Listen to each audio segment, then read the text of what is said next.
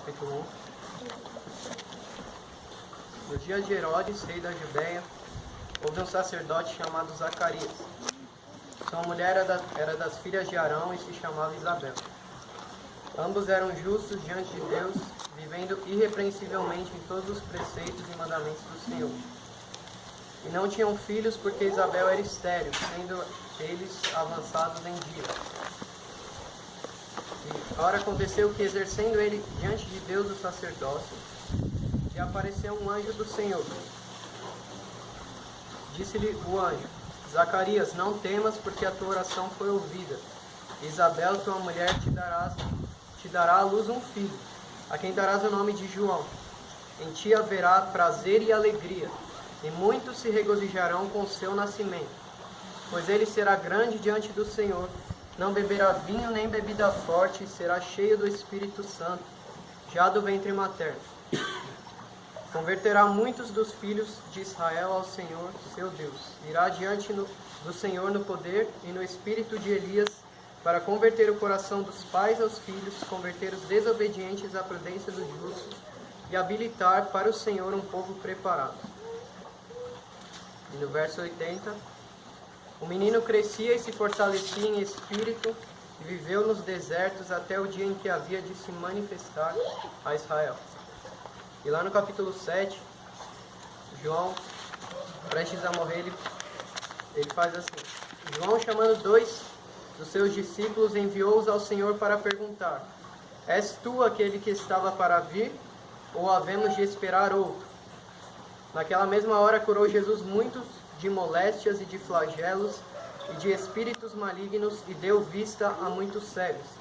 Então Jesus lhe respondeu: Ide anunciai a João o que vistes e ouviste.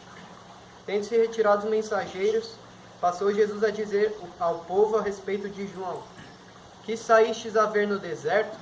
Um caniço agitado pelo vento? Que saístes a ver? Um homem vestido de roupas finas? Os que se vestem bem e vivem no luxo assistem nos palácios do rei. Sim, que saístes a ver? Um profeta? Sim, eu vos digo, e muito mais que profeta. E eu vos digo, entre os nascidos de mulher, ninguém é maior do que João, mas o menor do reino de Deus é maior do que ele. Amém.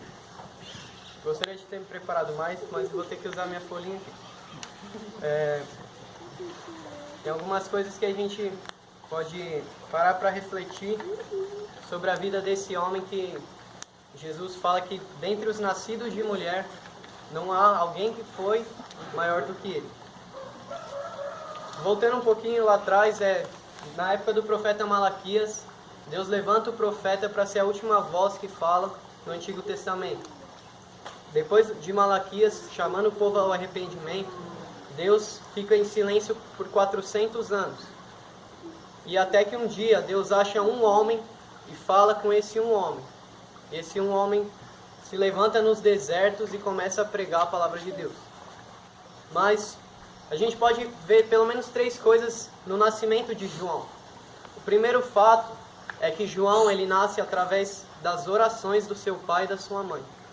A primeira coisa que a gente pode observar é que algo que não era para existir veio à existência pelo fato deles terem orado. E muitas vezes na nossa vida também é assim. Deus ele continua trabalhando através das orações do seu povo. Então, se a gente orar, talvez coisas que não eram para existir, virão à existência. Talvez você possa estar orando por algum motivo, por sua família, pela conversão de um pai, de uma mãe, de alguém. Você pode estar orando por isso muitos anos e muitos anos. Mas até que se você perseverar nisso, Deus com certeza te dará uma resposta. Então a primeira coisa que a gente vê é que João, esse homem que é o maior dentre os nascidos de mulher, ele só veio a existir porque os pais dele oraram por ele. A segunda coisa que a gente pode ver é que no nascimento dele tiveram 2 milagres. Os pais dele eram já velhos e Isabel era estéril. Deus operou 2 milagres. E a terceira coisa é que João ele trouxe alegria a seus pais. O anjo fala, e ele alegrará o coração dos pais. Os filhos nunca podem ser motivo de desgosto para os pais. Muitos filhos vivem na desobediência, Muitos filhos, até mesmo depois de velhos, não honram os seus pais, não respeitam os seus pais. Mas os filhos são herança do Senhor. E o propósito de você ser um filho é que você traga alegria ao coração do seu pai. E a gente pode ver que os pais de João, eles consagram João ao propósito que Deus queria. Então, temos muitos pais aqui que incentivam seus filhos, encorajam seus filhos a ter uma boa carreira, uma carreira de sucesso, mas poucos pais que dão o mesmo incentivo, o mesmo apoio para que eles sejam grandes diante de Deus. Muitos pais investem, pagam escola, investem nos estudos, mas poucos passam tempo com seus filhos instruindo na palavra e consagrando os seus filhos a Deus. Então, Isabel e João e Zacarias, eles tiveram essa ousadia de entregar o seu filho a Deus. Foi assim com Samuel. Ana faz o propósito com Deus e entrega. E você vê que esses homens que foram consagrados a Deus e continuaram caminhando com Deus, eles se tornaram grandes homens de Deus. E a primeira coisa que a gente pode ver, ele cresce e a gente pode ver algumas diferenças. John Locke, um filósofo inglês, ele fala assim que o homem é o produto do meio. Que o homem é o que o meio é. Se o meio é corrompido, o homem vai ser corrompido. Mas se o meio é santo, o homem vai ser santo. João vivia num meio que era podre. Espiritualmente, estava em crise. Os sacerdotes, os religiosos só viviam no hiperlegalismo. Socialmente, os romanos extorquiam o povo, os publicanos roubavam o povo. Politicamente também estava tudo estragado. Moralmente também a moralidade estava lá embaixo. Mas nesse meio que João viveu, ele foi diferente.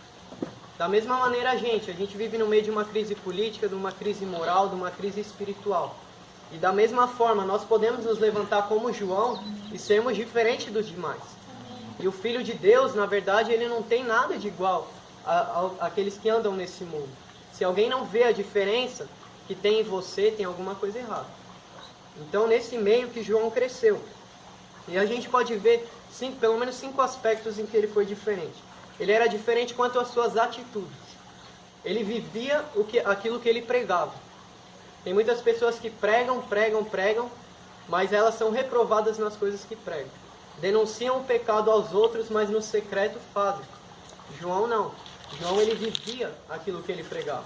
A segunda coisa que a gente pode ver é que João era uma voz. Ele fala, voz que clama no deserto. Ele não era um simples eco. Ele era uma voz, ele pregava com propriedade, com autoridade, cheio do poder do Espírito Santo. E hoje a gente vê homens subindo ao púlpito como se fosse qualquer coisa, como se fosse para divertir todo mundo, mas não é assim. João, ele sabia que ele tinha uma missão de entregar a palavra da parte do Senhor ao povo. Então sempre que você for pregar, seja uma voz usada por Deus. Em terceiro lugar, a gente pode ver que suas roupas eram diferentes. Ele não usava um terno italiano, ele não usava algo fino, ele usava uma vestimenta de pele de camelo. E não importa a roupa que você usa, se é de marca ou se não é de marca. Importa, Deus não está vendo para a sua roupa, para a grife que você está vestindo, mas Ele está olhando para o seu coração. Deus, Ele olha hoje se você é alguém cheio do Espírito Santo ou não. Não importa aqui se você só tem uma roupa para vestir durante a semana ou se você tem o guarda-roupa lotado. Não importa isso. Em quarto lugar, ele não vivia em mansões nem nos palácios, mas ele vivia nos desertos. Mais uma vez, não importa se você vive numa casa de madeira, não importa se você vive num barraco ou se você vive numa mansão. Como alguém já disse, daqui a 100 anos não vai fazer diferença se você viveu numa mansão ou se você viveu numa palafita. Daqui a 100 anos vai importar o seu destino eterno, como está a sua alma. Isso que vai importar. E a quinta, a sua dieta era estranha. Não importa se você come nos restaurantes mais luxuosos ou se você sobrevive de arroz, feijão e ovo.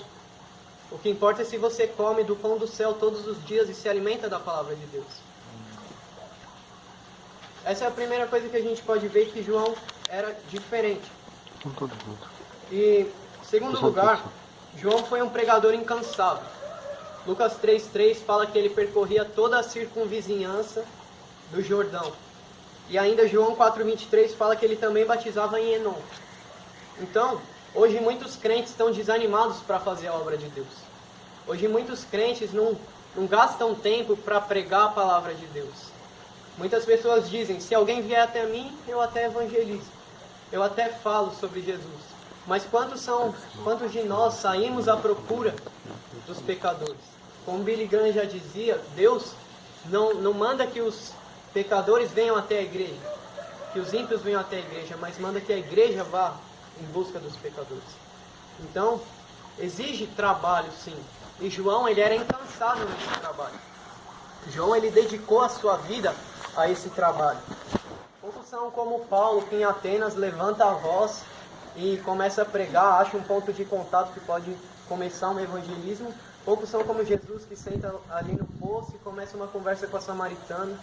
A gente não pode ficar esperando que os outros sejam salvos se a gente fica calado. O povo de Deus hoje está muito desanimado e muitas vezes está ali dentro das quatro paredes, mas não procura a salvação do próximo. Quantos de nós sentimos aquele fardo do peso das almas sobre os nossos ombros, de que a gente vê pessoas da nossa família morrendo sem Deus, que a gente vê tanta crueldade, tanta maldade e a gente não faz nada muitas vezes. E João entendeu a urgência do anúncio do Evangelho e do cumprimento de sua missão. Como já disse Leonard Ravenhill, o crente que passa as noites em frente da televisão ou celular está com o cérebro morto e a alma em falência, e vivendo assim indiferente à licenciosidade, à pecaminosidade que impera nestes dias, a ponto de não chorar pela cegueira, pela perdição das almas, faria melhor se pedisse a Deus que terminasse logo a sua carreira terrena. Ele diz assim que se alguém não tem essa angústia no coração pelas almas que estão sendo perdidas, é melhor pedir a Deus que você morra logo e vá para a glória. Porque você não está sendo útil a Deus nessa terra. E David Wilkerson, em seu famoso sermão, O Chamado para a Angústia, ele fala assim: onde estão aqueles que oram? Onde estão aqueles que pregam? Onde estão aqueles que instam? Como Paulo fala ali para Timóteo, insta, prega, seja oportuno ou seja inoportuno. Onde estão esses homens? Que esses homens sejam nós, que sejam mulheres e homens de Deus. E um antigo hino dizia assim, eu acho que vocês devem conhecer esse hino, fala assim: o Senhor da ceifa está chamando, quem quer ir por mim a procurar? Almas que no mundo vão chorando, sem da salvação participar. E a nossa resposta deve ser: fala a Deus, sim, alegre atenda o seu chamado. E a outra parte desse hino fala assim, que muitos são os que vão expirando, sem ter esperança de ver Deus. Vá depressa lhes anunciando que Jesus nos leva para o céu. Então, a igreja tem que ter um trabalho, tem que ter uma disposição, não pode ficar só sentado esperando que tudo aconteça sem o anúncio da palavra. E vamos ver um pouquinho da coragem de João, quando ele se levanta ali naquele deserto. Ele foi muito corajoso, ele sozinho ali, levantar e dizer coisas que talvez nós até temos receio de pregar as coisas que ele pregou. Em primeiro lugar, ele foi corajoso. 2 Timóteo, capítulo 1, verso 7, Paulo ele diz ali a Timóteo que Deus não nos deu espírito de covardia, mas Ele nos deu espírito de poder. E muitas vezes nós nos acovardamos e nós ficamos ali retendo o Evangelho, retendo a salvação, enquanto todos os outros estão precisando. Muitas vezes até nos envergonhamos de levantar a bandeira do Evangelho. Então, João foi corajoso. Em segundo lugar, João temia a Deus e não aos homens. Ele preferiu ali temer a Deus, pregar a verdade que ele tinha recebido de Deus, a temer os homens, porque ele pregando aquela mensagem de arrependimento, ele podia trazer muitos problemas sobre ele. João, ele prefere agradar a Deus do que agradar aos homens. E ele, longe de quando as multidões se ajuntavam ali, longe dele pregar, abra o seu coração para Jesus, Jesus vai mudar a sua vida, Jesus vai te dar um casamento feliz, Jesus vai te dar saúde. Tem saúde sim, tem casamento sim, mas esse não é o foco do Evangelho. Então, João, ele preferiu levantar a espada do Espírito e dizer aquilo que Deus disse para ele dizer. Então, muitas vezes, nós queremos fazer muita média com as pessoas. Muitas vezes nós temos medo de pregar a verdade por pensar que aquela verdade vai afastar as pessoas do Evangelho. Mas foi diferente. O próprio Jesus, Mateus 4,17, fala que Jesus ele ia percorrendo as cidades, as aldeias, e ele ia pregando: arrependei-vos e crede no Evangelho. Por que a gente quer inventar uma mensagem diferente da mensagem que Jesus pregou? Por que a gente quer pregar algo diferente daquilo que os profetas disseram? Por que a gente quer pregar algo novo, sendo que o velho é o que traz o resultado? Sendo que essa sempre foi a mensagem que quebrantou os corações. Se você vê na carreira de João, no ministério de João, os resultados foram excepcionais. Um homem que se levanta no meio do deserto para pregar, provavelmente não teria nenhum ouvinte. Mas ele foi fiel, ele honrou a Deus, e por isso Deus o honrou. Ele honrou a Deus, e por isso Deus produziu os resultados na pregação dele. E João, ele não cria essa mensagem. Ele não criou uma mensagem. Ele simplesmente recebeu a mensagem e passou ao povo. Muitas vezes a gente quer inventar, mas não tem o que inventar. A gente tem que simplesmente receber, ler a palavra de Deus, ver o que Jesus pregou, o que Jesus ensina, o que Deus nos manda pregar, e pregar aquilo que Ele nos manda. E João, ele pregava o arrependimento. Ele não pregava autoajuda. Ele não pregava entretenimento. Ele pregava o arrependimento. E vamos ver 3 pontos dessa pregação de João. Primeira coisa, ele fazia um chamado para que o povo se arrependesse. E o arrependimento, muitas vezes, não é tão falado assim nas igrejas de hoje. Mas, como eu já disse, o próprio Jesus, João, os profetas, pregaram essa mensagem. E não há salvação se não houver antes um arrependimento. Não tem como você crer sem você se arrepender. A Bíblia fala assim que todos pecaram e estão separados da glória de Deus. Todos carecem da glória de Deus. A Bíblia diz ainda que o salário do pecado é a morte. E uma razão só para você se arrepender, para eu me arrepender, é que Deus é santo. E você e eu não somos santos.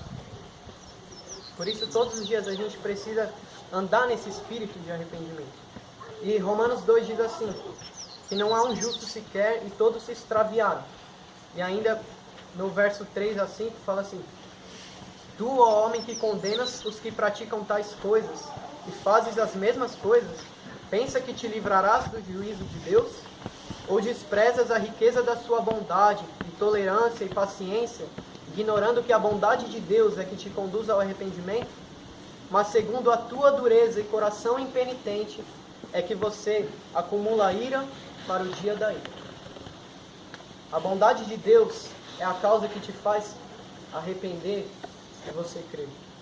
Mas se você endurece o seu coração contra Deus, se você recusa o seu coração a ouvir essa mensagem, você está acumulando ira para o grande dia que você vai ter que prestar contas a Deus. E João, ele era bem enfático em dizer que o machado já está posto à raiz.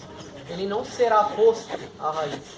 Mas o machado já está posto à raiz, e toda árvore que não der fruto vai ser cortada e lançada no fogo. Se você não der fruto, o machado já está posto à raiz. E a segunda coisa que ele dizia era, Mateus 3,8, ele fala assim, que produzir, pois, frutos dignos de arrependimento. Deus não pede que você se arrependa e você se arrependa de novo. Deus, ele pede que você se arrependa e produza frutos desse arrependimento. Não é se arrepender, cair no pecado de novo, se arrepender, cair, se arrepender, cair. É você se arrepender e depois desse arrependimento você começar a gerar frutos. Você viver uma vida de santidade. Você e eu começarmos a andar de modo digno de Deus. Isso é o que Deus nos fala. E ainda, a terceira coisa, Mateus 3,9, João anunciava assim: Não comecei a dizer isso entre vós. Nós temos por pai Abraão. Porque eu vos afirmo que destas pedras Deus pode suscitar filhos a Abraão. O que ele estava falando ali? Ele falava para o povo que eles não podiam confiar que a sua salvação era simplesmente pelo fato deles serem descendentes físicos de Abraão. Eles confiavam mais na raça deles do que na graça de Deus. E muitas vezes nós confiamos mais na nossa religiosidade, no nosso domingo, tá toda vez na igreja, ou confiar mais na nossa lei do que na lei de Deus. Muitas vezes a gente confia mais em nós mesmos para sermos salvos do que na graça de Deus para nos salvar. Muitas pessoas se fiam no fato de eu sou bonzinho, eu não faço mal para ninguém, eu não roubo, eu não pratico idolatria, eu não faço nada disso. Eu ajudo o próximo, mas isso nunca foi e nunca vai ser a causa da sua salvação. Você tem que olhar para a cruz, ver Cristo crucificado, ver que você precisa de um Salvador, que Ele morreu por você crer nesse Evangelho, você passar por esse arrependimento e começar a viver uma nova vida. Essa é a causa da sua salvação, é a morte de Cristo. A causa instrumental, como você se apodera dessa morte, é através da fé. Efésios 2 é bem claro, diz que pela graça vocês são salvos. Não é pela sua religiosidade ou pela sua bondade. Essa foi a pregação de João. E muitas vezes nós estamos como aquele fariseu de Lucas 18, quando Jesus conta ali uma parábola que havia um fariseu e um publicano. E o fariseu orava assim: Deus, obrigado porque eu não sou como esses publicanos, pecadores, tudo ímpio. Obrigado, Deus, porque eu sou bem melhor que eles. E o publicano, ele simplesmente fala que ele batia no seu peito e não ousava nem olhar para o alto, nem olhar para o céu. E ele dizia: "Sê propício a mim, Deus. Tem misericórdia de mim, Deus." E Jesus fala: quem você acha que foi justificado? O publicano, o pecador, que orou se arrependendo, não aquele que confiou na sua própria religiosidade. Tanto que ali fala que ele orava de si mesmo para si mesmo. Ele não estava orando isso. Então, o publicano foi justificado. E nós temos que ter essa mesma humildade e esse temor a Deus, para a gente ver que a gente não é nada sem Deus. E que a gente precisa de Deus. Não é porque eu oro uma hora que eu sou alguém. Não é porque eu já li a Bíblia inteira que eu sou alguém. Eu continuo dependendo da graça de Deus. Então, outra coisa que a gente pode parar para pensar: será que eu já passei por um arrependimento verdadeiro? Será que eu já me arrependi dos meus pecados, confiei em Cristo, depositei minha fé nele? Ou será que eu confio por ter meu pai Abraão, por ter meus pais na igreja, por meu pai ser pastor, ou por eu ir em todo domingo lá? Será que já passamos por um arrependimento genuíno que mudou a nossa vida completamente? Outra coisa que a gente pode ver é que João, ele pregava o que é certo, não o que dá certo. Ele não pregava aquilo que gerava resultados imediatos. Ele não pregava aquilo que o povo queria ouvir, mas ele pregava aquilo que o povo precisava ouvir. A gente vive no reinado do pragmatismo. O pragmatismo é aquilo que é prático. Muitos pastores sobem ao púlpito, falam sobre aquilo que o povo quer, recebem aplausos, o povo vai embora, não mudou nada. João não fazia isso. João, ele pregava aquilo, não o que dá certo, mas o que é certo. Ele pregava a mensagem que ele recebeu de Deus. Muitas vezes a gente faz cócegas nos ouvidos dos outros, faz um cafunézinho na cabeça, em vez de ferir o coração com a verdade. E Paulo fala aos Coríntios que ele pregou e aquela mensagem trouxe tristeza a eles, mas a tristeza segundo Deus que gera o arrependimento. É muito melhor você pregar a verdade, aquela verdade doer, mas a pessoa ser transformada, do que você falar: Jesus tem um plano maravilhoso na sua vida, e aquilo não mudar nada na vida da pessoa. Nós temos que pregar aquilo que é certo, não aquilo que dá certo. Esse é o meio de Deus. Muitas vezes a gente tenta criar mecanismos e criar estratégias para a gente atrair mais as multidões, para atrair o ajuntamento, mas não é assim que Deus faz. Se Deus vai atrair as multidões, Ele vai atrair pregando a verdade. Você vê tantas igrejas que estão lotadas, 50 milhões de evangélicos no Brasil. Quantos são evangélicos cristãos de verdade? Quantos passaram por um arrependimento? São poucos. Hoje em dia tem muito ajuntamento, mas pouco quebrantamento.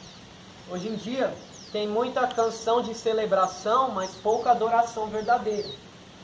Hoje em dia tem muitas multidões nas igrejas, mas são pessoas cheias de nada e vazias de tudo. A gente está cansado de ver isso. E nós procuramos muitas vezes métodos melhores. Mas Deus procura homens melhores. Deus, Ele não unge métodos. Deus, Ele não trabalha com métodos. Deus unge homens e trabalha com homens. Então não adianta a gente procurar um método mais eficaz, e o método de Deus é a pregação verdadeira e fiel da palavra de Deus. E hoje Deus, Ele continua a procurar esses homens como João.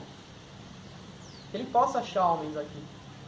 E mulheres que sejam João. Muitas vezes a gente pensa assim, onde está o Deus de João, que operava ali as conversões, que João batizava e eles saíam confessando os seus pecados. Mas onde estão os João de Deus? Onde a gente encontra o João Batista? São poucos, são poucos. E outra coisa que a gente pode ver, que João não só proferia a palavra de Deus, mas ele era a boca de Deus. Há uma diferença muito grande entre alguém proferir, pregar a palavra de Deus, e alguém ser boca de Deus. Alguém pode subir, eu posso vir aqui pregar 3 horas, mas eu posso simplesmente falar sobre Deus, mas Deus não falar com você. Jeremias 15:19 fala assim: se tu te arrependeres, eu te farei voltar e estarás diante de mim. E se separares, se apartares o precioso do vil, então serás minha boca. Será que a gente pode ouvir a mesma coisa que Elias ouviu quando ele foi lá na casa da viúva de Sarepta e ele ressuscita lá, Deus ressuscita o filho dela e ela fala assim para Elias: agora sei, Elias, que a palavra de Deus na sua boca é verdade. Será que a gente pode ouvir isso? O que tem diferente na nossa pregação da pregação do outro? A gente não está competindo. Mas Deus continua procurando homens que sejam boca de Deus. Não só preguem, não só falem, mas preguem no poder do Espírito Santo. E quando eles abrirem a boca, eles gerem 2 grupos de pessoas. Aqueles que rilham os dentes e endurecem o coração, e aqueles que são salvos. Onde estão esses homens? João era um desses.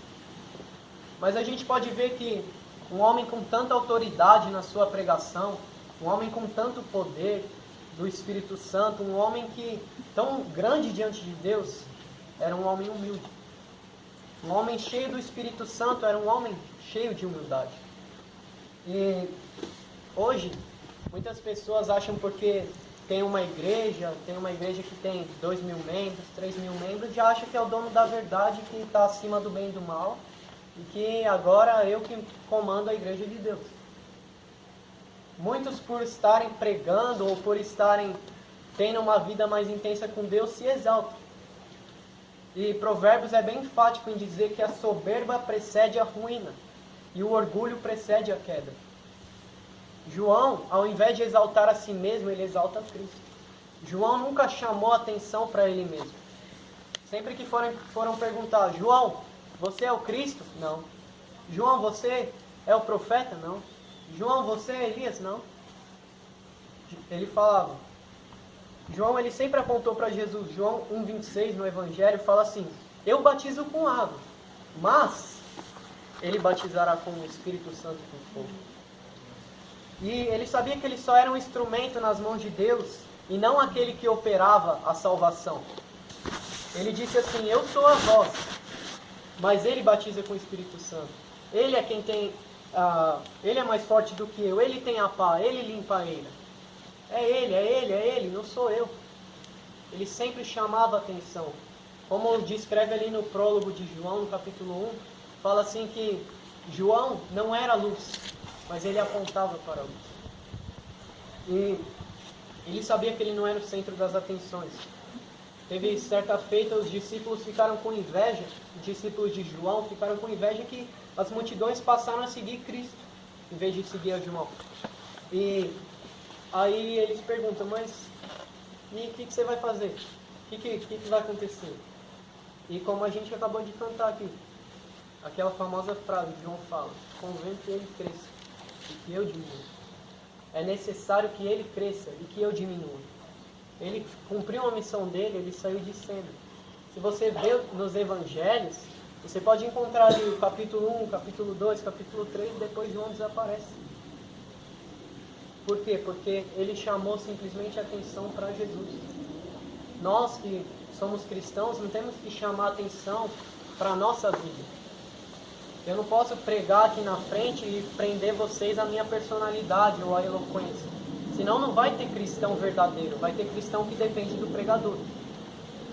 Muitas pessoas dependem de um pastor, dependem de outra pessoa. E João não fazia isso. Ele sempre falava, vai com Jesus, pode seguir a Jesus. André era discípulo de João. E quando João dá esse testemunho de Jesus, André passa a seguir a Jesus.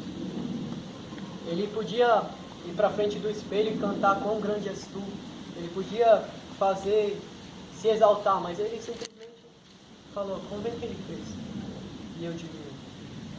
E uma coisa é certa, onde o sol da justiça brilha, não tem espaço para a estrela brilhar. Onde Cristo, o sol da justiça brilha, não tem espaço para eu e para você brilhar. Se ele estiver brilhando, votações para Deus. A gente acha que a gente tem direitos, que a gente é digno de fazer isso. Eu tenho esse direito de fazer isso, mas João não. João ele dizia, convém que ele cresça, eu não sou digno de desamarrar as suas sandálias. Que a gente possa imitar esse homem nesse quesito de humildade. Porque é difícil achar de fato pessoas humildes, que mesmo estando aqui na frente, não estejam debaixo dos holofotes, mas sejam o próprio holofote que ilumina, joga luz para Cristo. João não estava debaixo das luzes do holofote, mas ele mesmo era o holofote que simplesmente apontava para Cristo. Mas preste atenção, que no texto que eu li ali, no capítulo 7, chega a hora de João estar ali na prisão e ele está já com certo receio de morrer. E ele foi humilde o suficiente para ele demonstrar as suas dúvidas. Ele demonstra a sua fragilidade como homem. E ele fala isso abertamente. Ele manda os emissários falarem, Jesus, você é aquele que estávamos esperando ou devemos esperar algum outro? E o maior homem do mundo, o maior homem dentre os nascidos de mulher, não era intocável às dúvidas, aos questionamentos, às angústias da alma. Muitas vezes nós passamos por essas coisas. Nós passamos por dúvidas, por questionamentos. Isso não é errado, você ter dúvidas. O que você não pode fazer é deixar que essas dúvidas matem a sua fé. Se você vê ali, Jesus, ao ouvir isso, ele fala assim, fala para João as coisas que estão acontecendo. Os cegos vêm, os coxos andam e eles voltam. E longe de diminuir a singularidade de João, Jesus eleva João a uma posição maior. Em vez dele falar assim, nossa, esperava mais de você, João. Ele fala, dentre esses, é o maior nascido de mulher. E Jesus, após esse questionamento, diz que ele não era somente um profeta, mas era mais que um profeta. Em vez de diminuir João por ele ter titubeado, por ele ter essa dúvida, Jesus o enaltece. E o Senhor não nos reprova por a gente expressar uma dúvida, por ter um questionamento no nosso coração, por não entender certas coisas. Mas mesmo com questionamentos, João ele se manteve fiel até o fim. João ele vai à morte por Cristo. Ele vai à morte por pregar essa verdade. E a gente não pode dar espaço para que a dúvida seja a causa da nossa morte espiritual. A gente não pode dar espaço para que o questionamento gere uma incredulidade.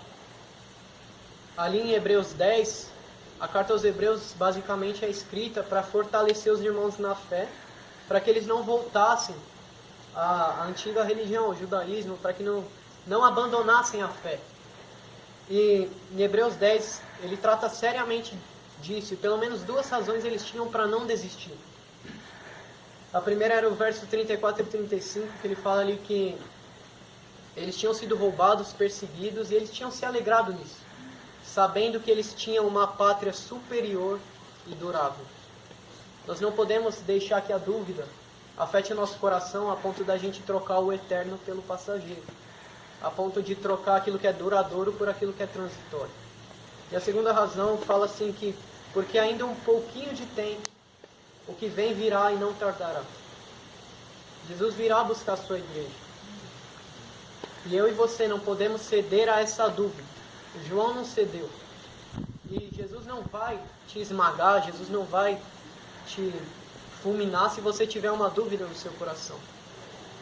Procure esclarecer sim essa dúvida, mas não deixe que isso gere incredulidade no seu coração. E é digno de nota que o mais exaltado elogio a esse filho do deserto foi justamente quando ele teve essa dúvida. Então, para a gente já encerrar aqui, o mesmo João é que repreende o pecado do povo, é o mesmo João que repreende o pecado do rei. O mesmo evangelho que ele prega ao povo, aos sacerdotes, aos soldados, o mesmo evangelho que ele prega ali, ele prega na corte. João não era um homem que cedia às pressões. Muitas vezes a gente está diante de alguma pessoa que tem alguma posição, que tem alguma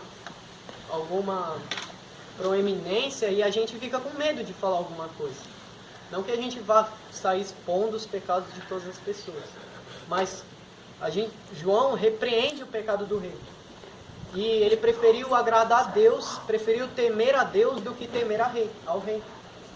Ele teme mais a Deus do que teme a morte. E a gente pode ver que o mesmo evangelho que é pregado no deserto é o mesmo evangelho que é pregado na corte. Não tem dois evangelhos. Não tem um evangelho para criança e outro evangelho para idoso. Não tem um evangelho para o jovem, outro evangelho para o adolescente, outro evangelho para os senhores. É o mesmo evangelho. O mesmo que se fala aqui é o mesmo que se prega em qualquer lugar que esse evangelho for proclamado. A mensagem de Jesus sempre foi uma só. Arrependei-vos e crede no evangelho.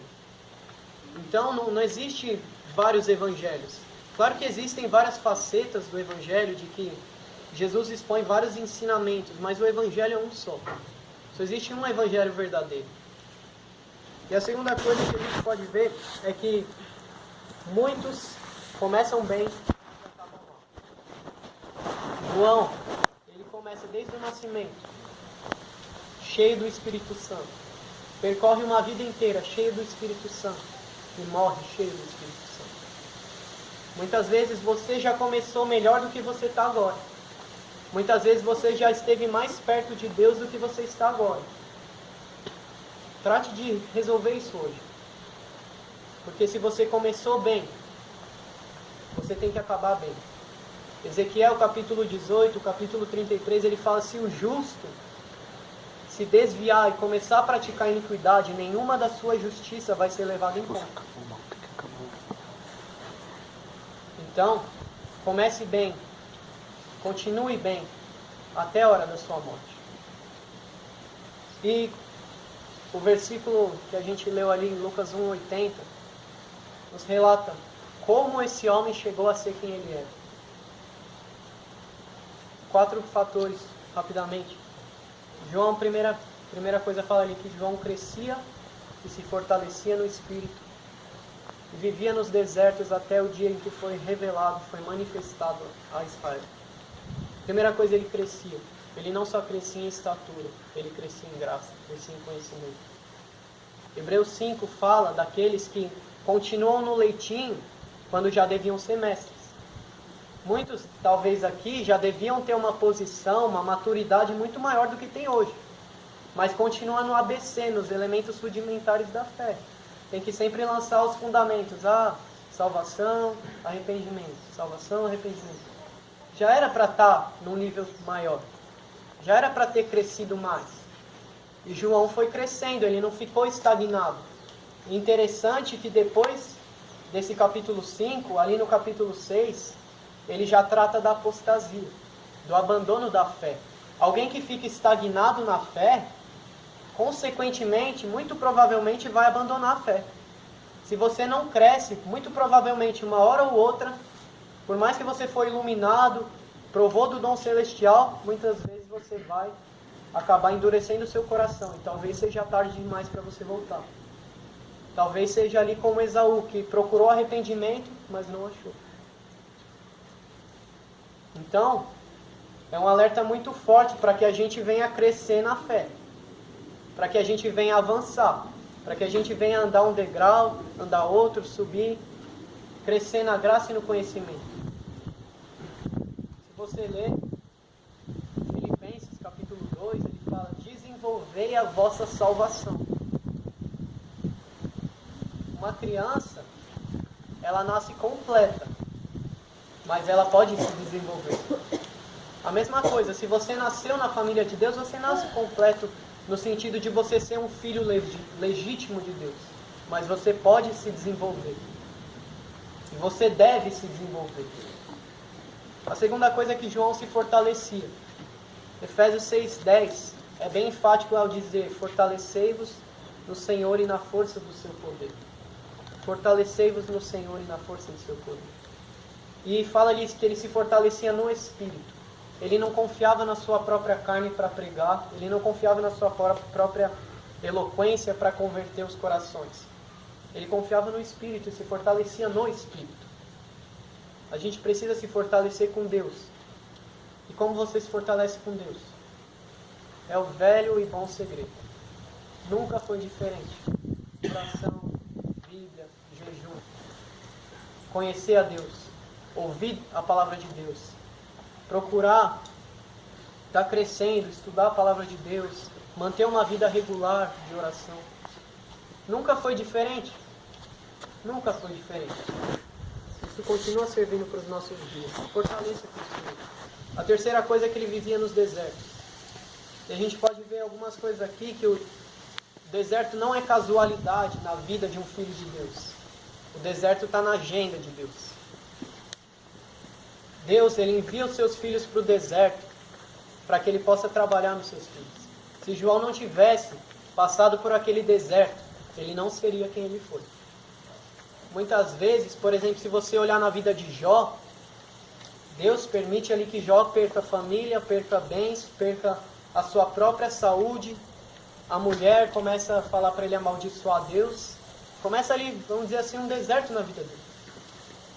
Só que se você olhar no capítulo 42, do 38 ao 41, Deus começa a falar: Jó, onde você estava quando eu lancei os fundamentos da terra? E Deus começa a faz 70 perguntas ali para Jó. E depois Jó fala assim: eu me abomino na cinza e no pó. Antes eu só te conhecia de ouvir falar, mas agora meus olhos te veem. O deserto produz um conhecimento maior de quem é Deus. Se você não passar por esse deserto pela provação, até mesmo Tiago capítulo 1 fala que alegrai-vos nas provações. Porque a provação é que te traz para mais perto de Deus. A provação muitas vezes é o meio que Deus usa para te corrigir. Hebreus 12 fala que Deus açoita os filhos e Ele repreende a quem ama. Deus muitas vezes permite você passar por certas situações para que você cresça, para que você conheça mais a Deus. Só que a gente não pode depender muitas vezes de que alguma situação nos assole para que a gente comece a buscar o favor de Deus. É hoje o dia de buscar o favor de Deus. É hoje o dia de buscar a face de Deus. É hoje. Não pode ser deixado para amanhã ou para depois. É hoje. Ou você vai esperar para que alguém fique doente na sua casa, para que aí você comece a orar. É hoje. Se fortaleça no Senhor. E outra coisa no deserto, que muitas vezes ele tem o silêncio. Muitas vezes a gente não ouve a voz de Deus. Mas Deus não deixa de estar lá. Deus não deixa de estar trabalhando. Como naqueles 400 anos no período intertestamentário, no Antigo Testamento e no Novo, Deus não falou uma palavra sequer, mas Deus não deixou de agir. Deus, Ele se calou, mas a sua mão continuava operando. Muitas vezes Deus pode estar em silêncio, sim, mas Deus está trabalhando. E Isaías fala assim que Deus trabalha em favor daqueles que nele esperam. Se você espera em Deus, sua confiança está em Deus, por mais que Deus esteja em silêncio, você não ouve a voz de Deus, se agarre às verdades que você já ouviu, sabe? Se agarre às verdades que você já presenciou, já vivenciou. Não é porque Deus está em silêncio que você vai deixar de acreditar na existência de Deus. Não é porque Deus está em silêncio que você vai abandonar a fé. É nesse momento que Deus está trabalhando na sua vida. Então tenha paciência, tenha perseverança. E ali teve um silêncio mais ou menos de 20 a 30 anos na vida de João. Ele teve que ficar no deserto, muito provavelmente só. Alguns tentam, de certas formas, provar que tinha os essênios ali, mas eu creio que ele estava só no deserto. Muitas vezes a gente tem que estar sozinho para que a gente possa crescer com Deus. Muitas vezes a gente anda muito no meio das multidões e isso acaba nos sufocando. A gente vai muito na onda das pessoas e a gente não acaba pensando o que isso está agregando na minha vida. E esse silêncio que João presenciou, ele se tornou independente de qualquer situação ou independente de qualquer pessoa. João sozinho, ele teve que buscar Deus sozinho. Ele não tinha internet para ouvir uma pregação, ele não tinha o Novo Testamento. Ele teve que buscar Deus, teve que estudar a palavra de Deus, teve que ouvir a voz de Deus. Sozinho. E Deus fala com ele quando? Quando ele estava sozinho. Não fique no meio das massas que te sufocam e te impedem de crescer. E não seja dependente de outras pessoas para buscar a Deus. Dependa de Cristo, não dependa de outras pessoas, não dependa de um pregador. Porque muitas pessoas olham para um pregador, aí ele cai, aí as pessoas tudo saem da igreja. Porque a confiança está no homem, não está em Deus. E maldito o homem que se fia no homem, confia no homem. Confie em Deus, tenha dependência somente de Cristo. Não dependa de A ou B para você orar, não dependa de A ou B para você vir à igreja, não dependa de nada disso. Não dependa nem mesmo de um day camp para você acordar. Não dependa de uma pregação, de um congresso, de fazer uma viagem, de ouvir alguma pregação para você começar a levar as coisas de Deus mais a sério. Não dependa de nada, nem de ninguém. Não dependa nem da sua própria vontade. Porque se você confiar na sua própria vontade, muitas vezes você não vai ter vontade de buscar Deus. Muitas pessoas são tão inconsistentes, são tão inconstantes, porque ficam naquela de minha vontade manda em mim, meu sentimento manda em mim. Mas quem manda em você é o seu sentimento ou é Jesus Cristo? Quem manda em você é a sua vontade, ou você já disse que você entregou a sua vida para Deus. Não dependa de ninguém ou de nada. E ali ele teve que esperar para que Deus cumprisse os propósitos dele. E ele esperou muito tempo. Quantas vezes nós somos imediatistas? Como ali o povo, Êxodo 32... Moisés demora um pouquinho mais para descer do monte, já faça o bezerro, façam os deuses que nos tirem do Egito. Eles foram imediatistas e acabaram errando. Muitas vezes o imediatismo nosso nos leva a tomar atitudes precipitadas. Muitas vezes a gente não espera Deus concluir aquilo que Ele está fazendo e a gente já começa a murmurar. Por que isso não está dando certo? Por que isso aqui está acontecendo na minha vida? Isso não é justo. E para João colher resultados tão profundos e tão eternos, ele teve que esperar. Ele teve que aguardar, e aguardar com paciência. Se você vê, por exemplo, na história da igreja, você vê homens como Moody, como Finney, como como Wesley, você vê esses homens que pregaram, que conquistaram multidões e trouxeram avivamentos. Você vê Lutero. Muitas vezes você vê esses homens e você fala, nossa, olha quão grande colheita de almas eles tiveram. Mas você não olha que por trás daquele homem teve uma vida até ele chegar a ser quem ele é. João no deserto, ele olhou para onde ele tinha que olhar.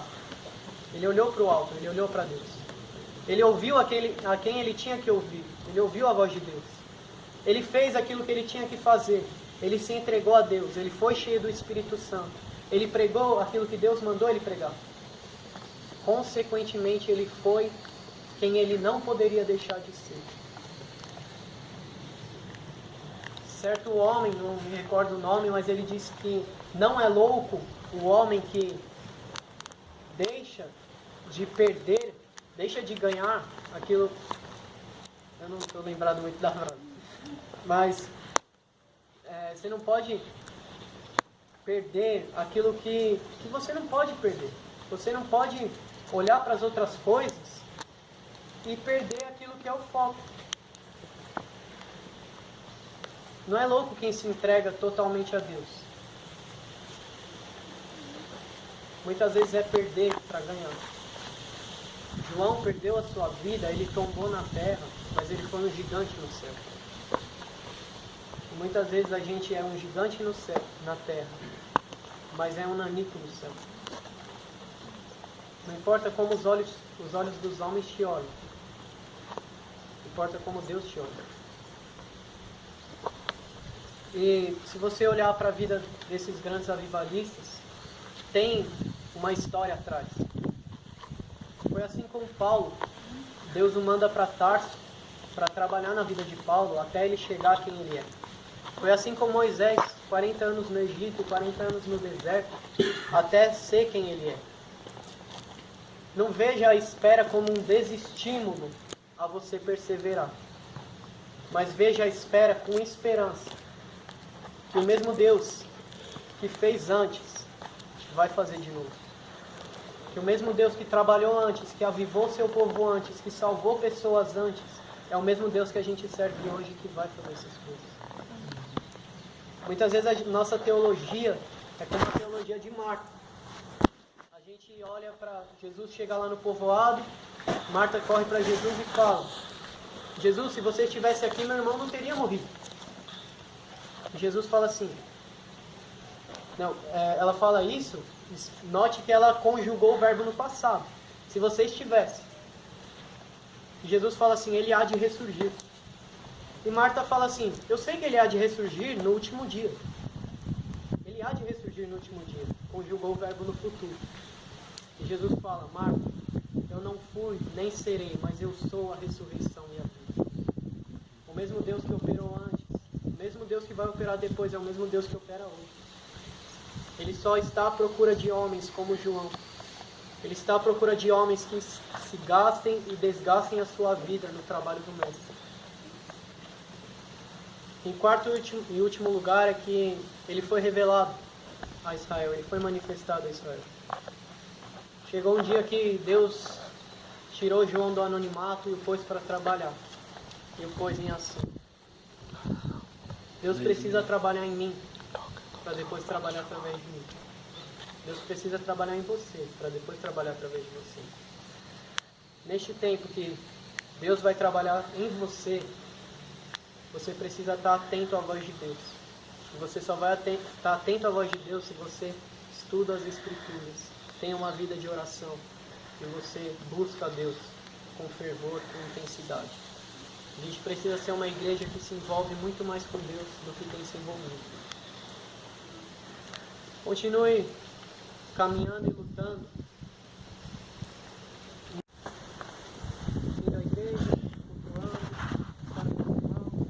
eu só quero ser um cristão comum. Não foi para isso que Jesus verteu seu sangue na cruz por você. Jesus verteu sangue na cruz para que você vivesse uma vida intensamente com Ele e para Ele. Pouquíssimas pessoas lembram 2 Coríntios 5,15. Pode gravar na sua Bíblia e grava no seu coração. Aquele que morreu não morreu para que os que vivem vivam para si mesmos, mas morreu para que vivam para Ele. E como você encontra pessoas que dizem, não, Jesus não quer tanto fanatismo. Você vê que aqueles que mais se opuseram a João não foi nem mesmo o Herodes, não foi nem mesmo os soldados dos publicanos, mas foram os sacerdotes. Aqueles que mais se opuseram a Jesus foram os escribas, aqueles que eram considerados. Escolher simplesmente rejeitar isso e andar no caminho da morte. Deus levante pessoas aqui com o mesmo espírito de João, que tenham perseverança, tenham esperança, saibam esperar a hora certa, não sejam precipitados, imediatistas, sejam pregadores que preguem na unção, que evangelizem, que se desgastem, que sejam humildes, que não entreguem o seu coração a este mundo, mas entreguem a sua vida totalmente a Deus. Deus nos ajude. Amém.